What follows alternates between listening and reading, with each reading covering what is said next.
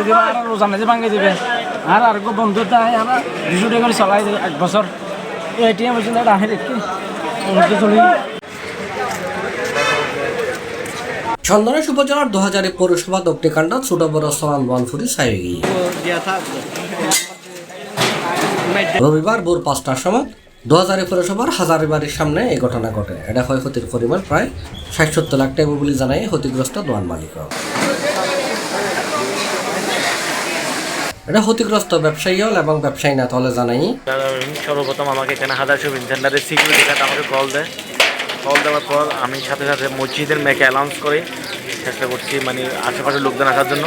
এরপরে Chandanaish fire service, Chandanaish থানা 2000 তদন্ত কেন্দ্র এবং সাতকানিয়া ফায়ার সার্ভিসে কল দিয়েছি।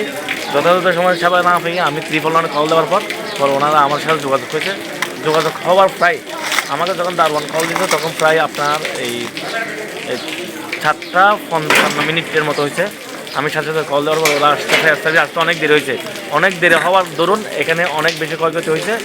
এই ফায়ার সার্ভিস আসতে আপনার 5:20 মিনিটে। যদি ফায়ার সার্ভিস আরেকটু দূরে আসতো কিংবা 2000 আশেপাশে যদি কোনো ফায়ার সার্ভিস থাকতো তাহলে আজকে এই দুর্দশা হতো না। আগুনের জন্য এখানে 2000 হাজারিবাড়ির সংলগ্ন প্রায় 6-7টা দোকানের অনেক বেশি ক্ষয়ক্ষতি হয়েছে। হাজারি মার্কেটেও অল্প কিছু একটা ক্ষতি হয়েছে।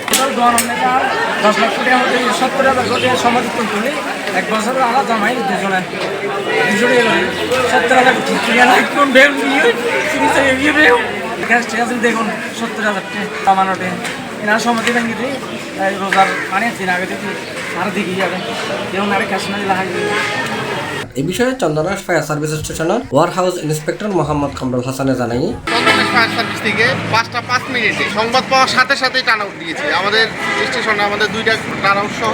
এবং আমরা আসার সময় আমরা সাতকানিয়া সহযোগিতা চেয়েছি, ওদের একটা ইউনিট আমাদের 2টা ইউনিট সহ আমরা আগুনে আসছি। এই জায়গায় একটু পানির স্বল্পতা ছিল, কারণ পানি পুকুর ছিল ভিতরে, আমরা আগুন পার হয়ে যাওয়া লাগতো। এই জায়গায় আমরা ভিতরে প্রথমে যেতে পারিনি, আমাদের ফার্স্ট ফ্লোর গাড়িতে পানি দিয়েছি এবং আমাদের 2টা গাড়ি নদী থেকে পানি না দেওয়া লাগছে দূরবর্তী। তারপর আমরা ঝাঁপায়ে পড়ছি আগুনের মধ্যে যেন দ্রুত সম্ভব আগুনটা নির্বাপন হয়ে যায়। আমাদের 3টে ইউনিট সহ আমরা এই জায়গায় কাজ করেছি। আমাদের এই পাশে আমরা প্রথম দিকে চেষ্টা করছি যে এই পাশে মিট হাউস এবং এই পাশে বিল্ডিং ছিল আর ওইদিকে পূজা মণ্ডপের একটা মন্দির ছিল, যেন মন্দির এবং এই দিকের মার্কেটের দিকে যেন না সরে যেতে পারে। আগুন যেই জায়গা আছে এই পরে যেন না যেতে পারে।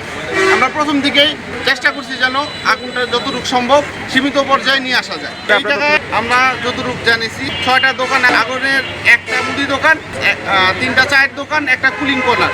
ক্ষয়ক্ষতি আপাতত তদন্ত সাপেক্ষে আমরা তদন্ত করে বুঝতে পারবো যে ক্ষয়ক্ষতি কেমন।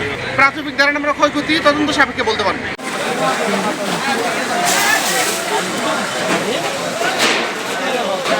C+ TV Chittagong.